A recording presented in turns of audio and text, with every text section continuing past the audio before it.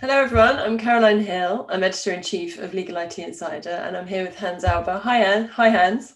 Hi Caroline, good to see you again. Nice to see you. So for those of you who don't know Hans, so Hans recently took over the role of heading up Deloitte's legal management consulting practice in the Netherlands, and previously was Chief of Staff and Associate General Counsel at Juniper Networks. And so you've now seen both sides of the coin, Hans. Yes, absolutely, and it's really an exciting journey to go from an in-house role to a consulting role where I can apply my experience and a bit of knowledge, I suppose, in helping my former colleagues, I should say, in the in-house community that I enjoy working with so much. Yeah, I'm not surprised. So, so I'm going to refer to it as LMC, so legal management consultancy, consulting practice. So it brings together. If I were to read the blurb, as we might want to call it, it brings together a collection of models, frameworks, and systems to help in-house lawyers run their departments better. Mm-hmm. What does that mean? What does the practice actually do for people who aren't familiar with it? Yeah, but before I go into that, I think maybe you should clarify as well that it's LMC on the one part and LMS on the other side, or not on the other side. It's sort of, they're really jointly, joined at the hip. Legal management services, which is, closely related to LMC. I kind of do both at the moment in the Netherlands, and the reality is what we do looks at a lot of things, but it all starts with the operations of the legal function. And we've developed frameworks and models to help the corporate counsel, the general counsel, looking at a systematic way at the legal function, looking at how do they apply, process? How do they apply technology, of course? But it's all about, how do I run the department as a business, right? And looking at the department maybe through a different lens than what we were used to, is looking at what are the lawyers doing, right? Are they working on things that really matter? Every general counsel wants to make sure that legal adds value to the bottom line of the business they support. If you have very senior lawyers doing mundane administrative tasks, that's probably not adding a lot of value, right? You want your lawyers who know the business well to be strategic partners and strategic advisors to the business, that they can actually see around the corner of what lies ahead for the business and remove any sort of legal or regulatory obstacles and be more efficient, be faster, of course, and all these things. And from our practice, we come in helping the general counsel looking at what are my people doing, right? I mean, imagine your general counsel, 200 people around the globe in different countries, different cultures. There's no way you're always going to have a good picture of what everybody is doing. And maybe it's a good time to sort of take a step back from time to time and look at all the activities of the department.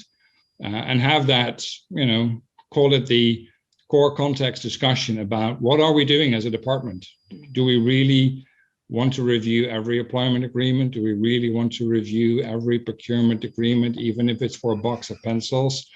No, I think we all know the answer, but the reality is a lot of lawyers are caught in this mayhem of that sort of work. We all want to work on the big strategic deals and the M&A transactions of millions of dollars, but we all find ourselves looking at NDAs, the one-pager agreement, the standard form letter. not very exciting, is it? So and I appreciate you clarifying. I should have perhaps set out in terms of the structure. So as you said, so you've got legal advisory services in terms of Deloitte's overall legal offering. So you've got legal advisory services, legal managed services, legal management consulting, and as you said, you straddle the two. And then So I suppose legal advisory, obviously, Deloitte's been doing a lot of stuff, like including acquiring Kemp Little. So I suppose they fit in legal advisory in terms of correct. a lot of contract review type stuff in there as well, isn't there? And it's, Yeah. I guess there's quite a lot of overlap between all of the departments potentially. And I guess there's this, so you had Jack Diggle was brought in to head up the consulting arm last year, wasn't he? Yes, Jack's running our LMC practice globally. And then on the LMS side, we have Emily Focus, who's running the same. For came in also last year. We all came in last year. We came in last year. It's a busy year. It's a busy year. It's been a busy year. We've launched LBS, Legal Business Solutions, in the US under the leadership of Mark Ross, and LBS US, because of regulatory situation in the US. We can't provide legal advisory services. Only law firms can provide legal advice. Right. So, we're in the US, more focused on sort of operations and consulting side. So not doing any legal services as such. So that depends a little bit per jurisdiction. But in Europe, I think we can do more. And the UK is obviously the most liberalized legal market in the world, I think, definitely in Europe. And I think, with the acquisition of Kemp Little, we've added, enormous amount of knowledge and experience on the legal advisory side around, especially topics like IP and brand protection. I think there's a great. I want to come on to that. So in terms of, and I'm keen to drill down a bit more into the types of work that you're doing with clients, and particularly what they're asking for, in terms of their pain points. So just to be, before we sort of dig down into that, so describe, I guess the perception is that you'd be working with the biggest corporates, but describe, and I know from previous conversations, that's not necessarily the case, is it? Describe sort of clients that you're typically working with. Well, it's a very wide range. Obviously, Deloitte has industry focuses, so we look at telecoms and technology sectors, but and financial services and a lot of things. But the reality is, we can service very large corporates with more than 1,000 lawyers in the legal department. But equally, one of the projects that we're working on right now here in Amsterdam is a fintech, a very small one, but growing very fast and heading towards I'm guessing, I don't know exactly, but I'm guessing towards a listing in the next few years. And they came to us and say, basically, look, we're a small team. We're 3 lawyers at the moment, or 4, I think, at the moment. Our business is exploding through COVID. I mean, everybody is using online payments and payment structures.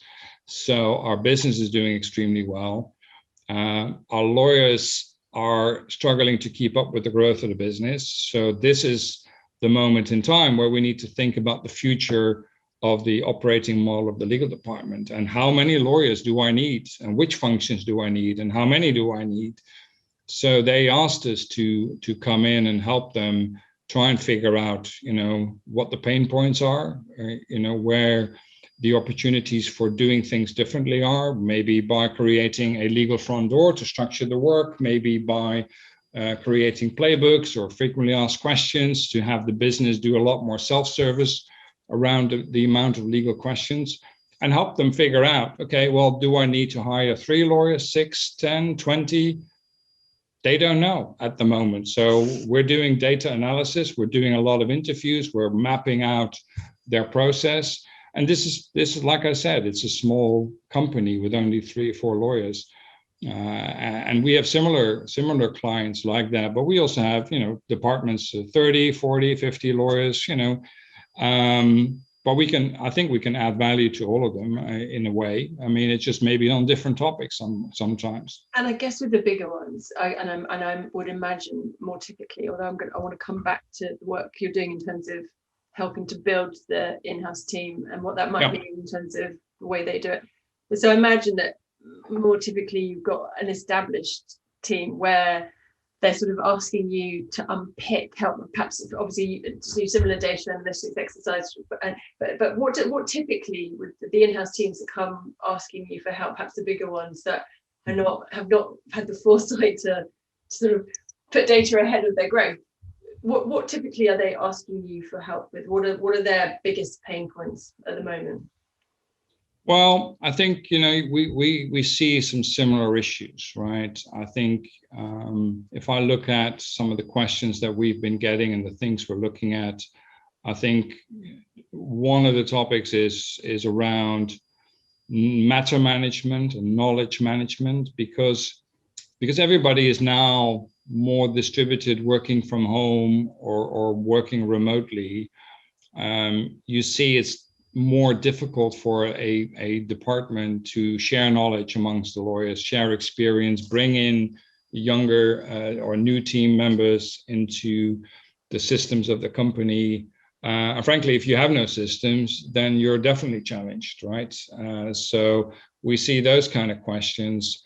We see questions around contract management is getting a lot more attention. And, I think people are realizing that they're leaving money on the table for the business if contract management is not working the way it should work.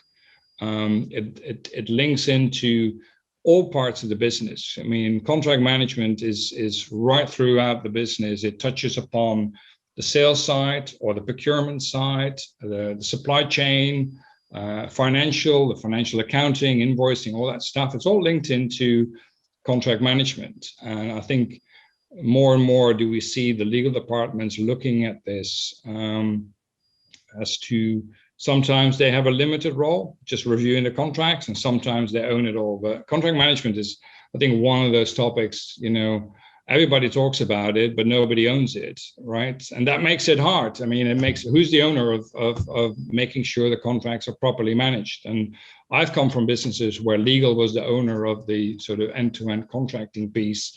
That makes it a lot easier. But if it sits between procurement and sales, and sometimes it's sales, and sometimes, and then you have the sort of past execution piece. I mean, a lot of lawyers are only focused, okay, get the deal done, get the contract signed, my job done, thanks very much and goodbye. Don't ever call me again. And that's a shame, because you miss an opportunity. We did a recent study, and I think a report was published in collaboration with the World of Contracting, where we show that 9% of revenue leaks away through lack of proper contract management support post-execution. So I think you have to realize that there's a lot of value in what contract management can bring. Yeah, 100%. And I'm so. And I mean, in terms of the investment, that's where I've seen most investment going, in terms of private equity investing in contract management. And I guess, I mean, I think we'll probably hopefully come back to COVID. You can't have a conversation without talking about COVID, but I guess that has accelerated the remote working, has really accelerated the need to have a centralized view of your world if you're an in-house team. Well, I sometimes talk to general counsels and basically say, in the old days, I would walk down the corridor and I could ask and see what people were working on. Right now, I don't have any idea, right? So I'd like to have more visibility as to what the team is working on. And then obviously there is more technology available these days that makes that easier. Although at the same time, I think it's still one of the most popular, well, maybe popular is the wrong word, but maybe it's definitely one of the most debated topics in legal functions. Which collaboration tools do we use, right? Is it this one or the other one, and which one is best for you? And are you agnostic when you go in? Are you relatively agnostic in terms of that? Yes. Yeah, we work with different tools and systems. We definitely have good experiences with some and more expertise in some of these systems, but relatively agnostic, and we can help with setting these things up correctly. I think one of the advantages of being part of this big organization called Deloitte is that there is a whole consulting arm and business that has very much expertise and knowledge around the Microsoft tools or SAP or what, Oracle, whatever, all these systems. We have teams that work these things. And I think the other interesting development I've seen in the past couple of months is that more and more existing IT systems, like your ERP systems like SAP or Oracle, but others like ServiceNow as well, they provide solutions for the legal function as well, and that's, I think it's a positive development. Maybe it's a not so positive maybe for the legal tech companies, but I think if you look at the sort of the other discussions we often have with general counsels, is basically saying, I don't have budget for IT. Right. I don't have budget for buying, you know, all these wonderful systems. So we need to help them build the business case for these tools. Yeah. But if you can say, well, look, if you want a legal front door, then you can utilize a product like ServiceNow, which is used by HR and IT and by finance, and your IT department already has a license to this software solution, then you can also apply this for legal, and we can help you build it for legal. So I think there is, and then that's obviously something which is a fairly recent development, but we see that will get a lot of traction in the market. Well, certainly around the Microsoft space, it's interesting you referenced Teams. So I think the corporate sector, obviously law firms, last year I think saw, when I spoke to a number of CIOs, every single one referenced Teams. But I think the corporate sector's leading the way. My understanding is they're further ahead, and that, I guess, is an example. If you're leveraging a Microsoft stack, it makes a lot of sense, especially when, again, referencing, you know, remote working and the need to be able to communicate. Most of them will have Microsoft. So I guess you must have seen a lot of examples of that. Yeah, definitely. And I think, you know, one of the other advantages of COVID is even Microsoft is pouring a lot of investment in Teams right now, right? So they want to, you know, they're obviously up against competition from Zoom and others in terms of the video conferencing capabilities, but Teams is much more than a video collaboration tool. It's a whole system of collaboration, and I think that's what a lot of people are looking for. Is how do I work remotely together on a document or on a PowerPoint presentation? And I think we, even within my own team, we leverage the capabilities of these tools to the max by collaborating on documents, where you can see who made what changes, and you know, it's not always very intuitive, I have to admit, but you know, there's always, if you have a few experts, then you can get a long way, and you can learn from each other, and get a lot of value out of these products, right? So do you see, there are so many things that I'd love to just chat with you about, but I'm conscious that people want to hear you, not me. Just very briefly with regard to the matter management and the KM side, there are so many cultural things that fascinate me with this, you know, in terms of the cultural acceptance of monitoring what your team is doing. And I think that's a really interesting development, isn't it, in terms of lawyers being comfortable with that cultural change that what they're doing, the sort of moving, and in-house is probably further ahead than private practice in this, but that shift from what I do is a bit of magic to what I do is often process driven, and culturally we need to be on top of what who's doing what. There's so many interesting cultural shifts, aren't there, in that? Perhaps for another conversation, but in terms of No, it's you're right, and it's more than cultural. It's also around the way of working and the complex change management aspects of this, right? I mean, I was recently talking to a general counsel of a large multinational, and you know, she was describing a matter management system that they had bought, I don't know, about a year ago or so, something not too long ago, and nobody was using it, right? And I think my experience is,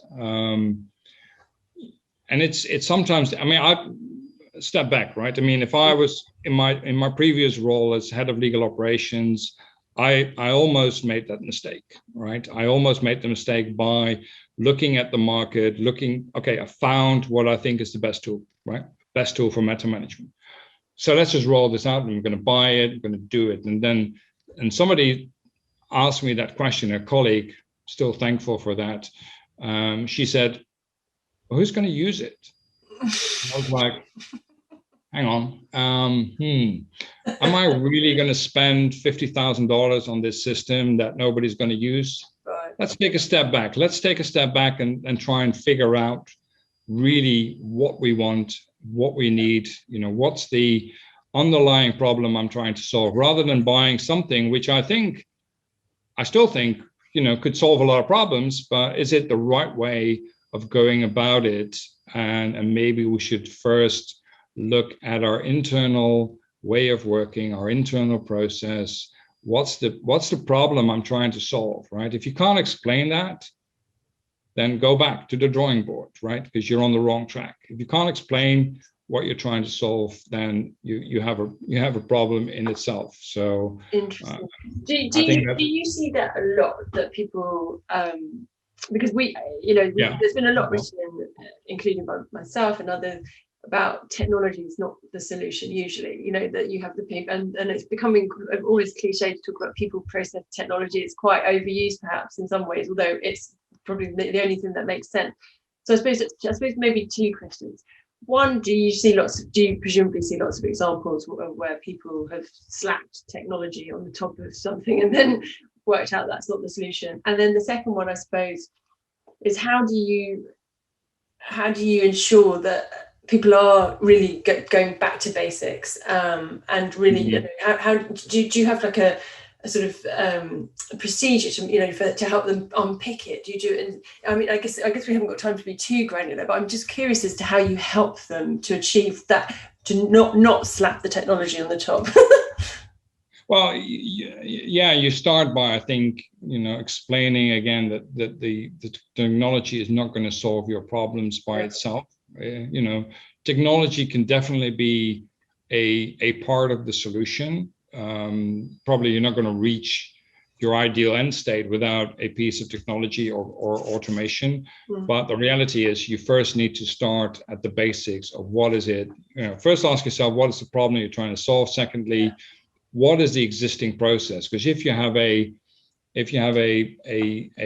shoddy process, you can automate it. It's still going to be a shoddy process, right? So it's not really going to make any difference. So you have to sort of first look very critically at the process, because my experience is that once you start doing that, you will always see that there are things in the process that don't make sense. Because historically they've grown that way, right? And if you then try to automate all these intermediate steps or maybe unnecessary steps, by taking them out, you already have a win, right? Even if you don't go automation, you have a clear process.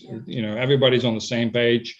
In a large business, you will typically see that there's huge differences in the process between countries. One country may do it this way, the other country may do it that way, or regional differences. So you're all over the place. So by looking at these processes, you can bring that together. Contracting is probably, again, a good example. Look at your contracting process. Where does it start? Which steps does it go through? Which approvals does it take in need? And maybe there's improvements to be made. And once you have all that figured out, then you can automate it, right? And that becomes easier then. But then the other aspect is people, right? You said like change management. And I think my view on that is take a lot of time in making sure that the people are part of the journey, not at the end of the journey, that they're at the start of the journey, that they're involved, that you have, you do little pilots, or you bring the teams along the way, bring them in early as sort of beta testers or whatever you want to call it. User groups are very helpful. You create the ambassador of change, right? You're rolling out a new process, and if you have a department of 50 people and you have 5 people who already work with it throughout the process, you have 5 champions of change who will say to the rest of the team, this is great, this is how we're going to do it. The other thing is, which is often forgotten, I think, is that once you roll out the new process, there is no alternative. Right. Don't allow anyone to go around the process and say, I'm still using the old process. Even if the old process is saving your document on a hard drive and copying, printing, and scanning and all that sort of stuff, right? Make sure that the new process is the only way to go. And if you allow people to work outside the process and can consistently go in the way we've done it before, you have to have somehow a clear cutoff date saying basically this is how from this moment on we're going to work in a different way, right?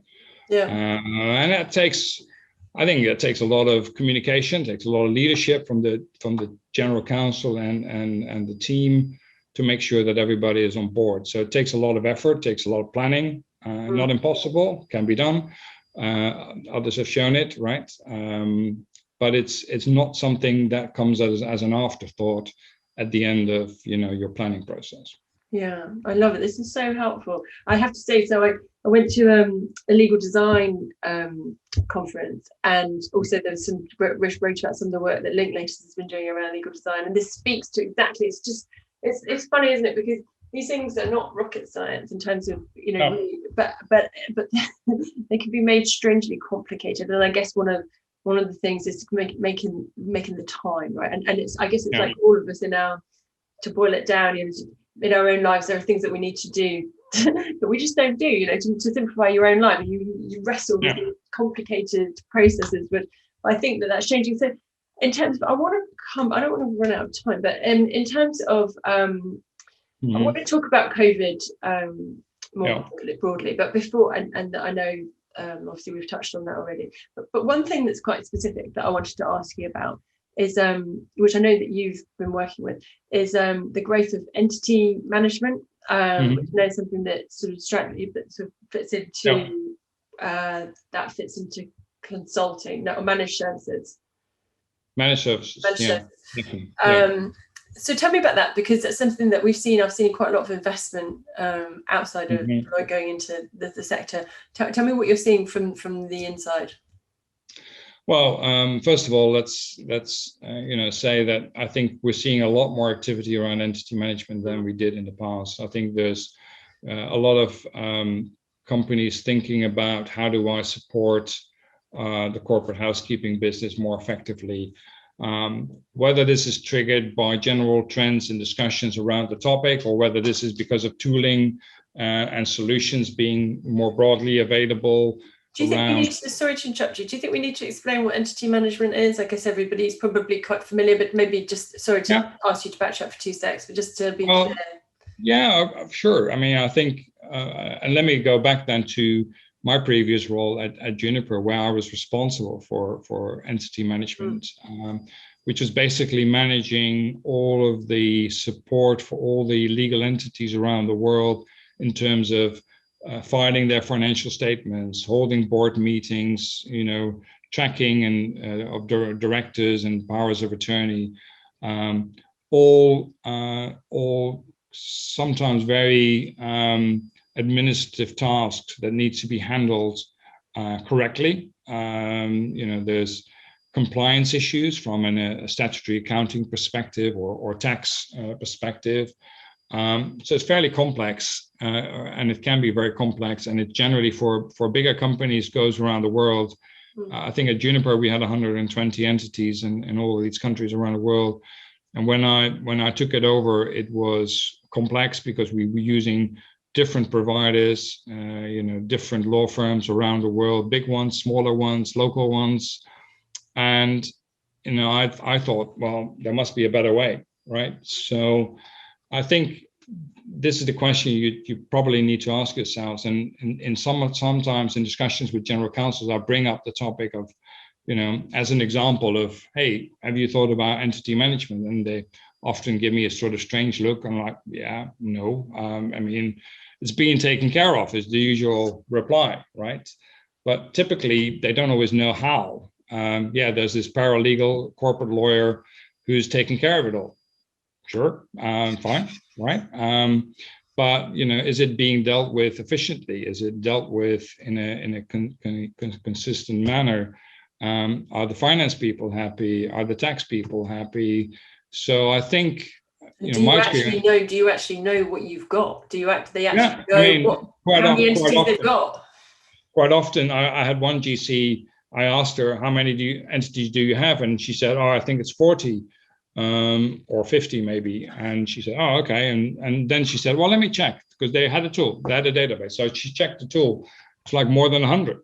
She had no idea that was double the size that what she thought they had, because and it's not a criticism. I think the GC often only deals with a very small number of the legal entities. It's usually the parent company and maybe a few others, but not with the majority.